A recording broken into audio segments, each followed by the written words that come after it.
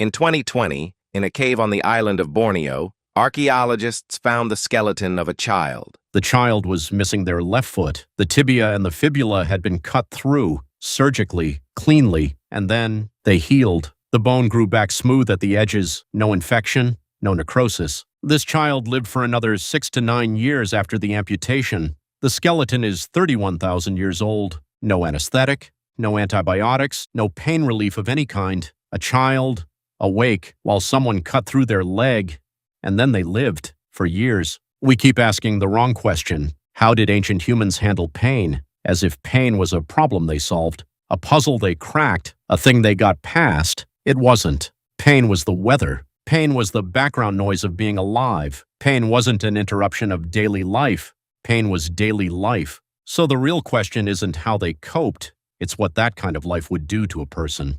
This is Shanidar 1. He was a Neanderthal who lived around 45,000 years ago. When archaeologists reconstructed his skeleton, they stopped counting the injuries. His left eye socket had been crushed by a blow that destroyed the eye.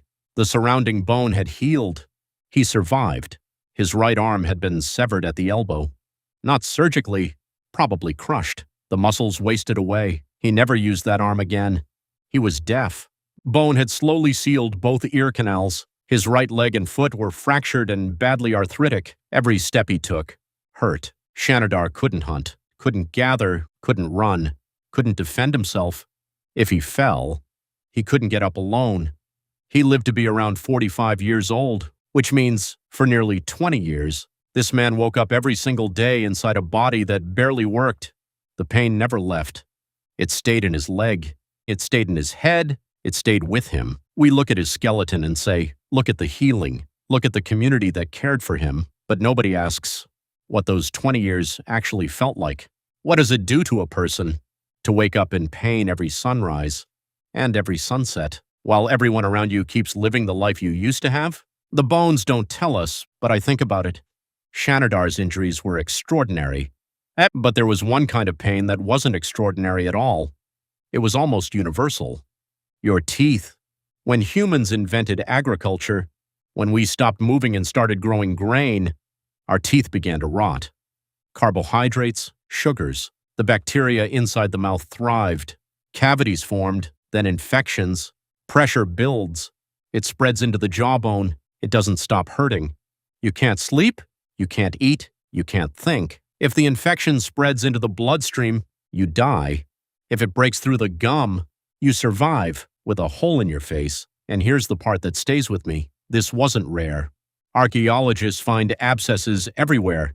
Egypt, Mesopotamia, Neolithic Europe, ancient America, skeleton after skeleton, rotting teeth, destroyed jaws, years of pain preserved in bone. This wasn't one unlucky person. It was almost everyone. Imagine the worst toothache you've ever had. Now imagine living with it for months or years. No dentist, no extraction, no painkillers, just infection slowly eating through your jaw while you kept working, kept raising children, kept surviving. That wasn't an exception.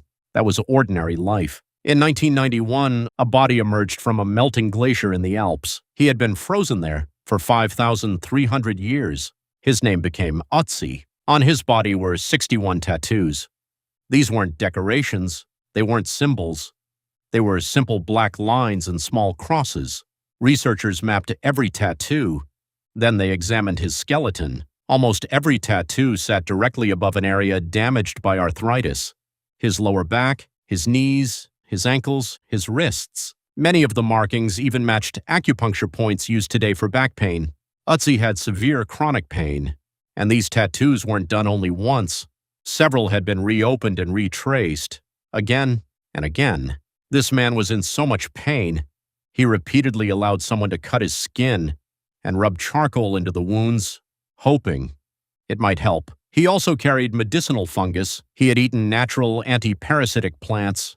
He was trying everything, not because he understood medicine, because he had no other choice. Then there is this.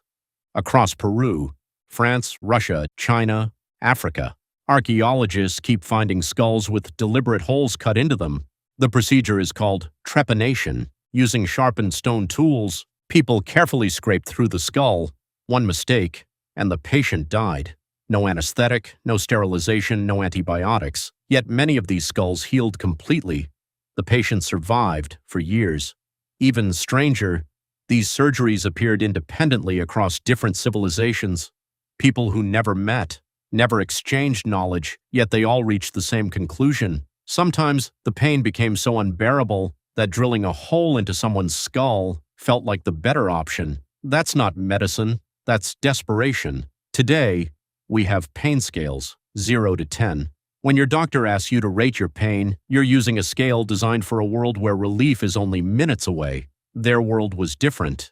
Their normal might be what we'd call unbearable. For almost all of human history, pain wasn't an emergency. Pain was Tuesday. Pain was simply the price of being alive, and we'll never truly understand what that felt like, because the moment we feel something sharp, we reach for medicine, and eventually the pain fades.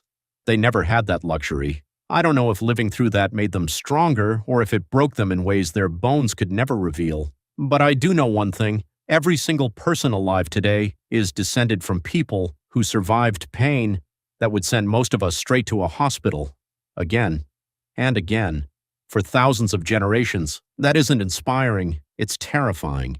And it's the only reason you're here.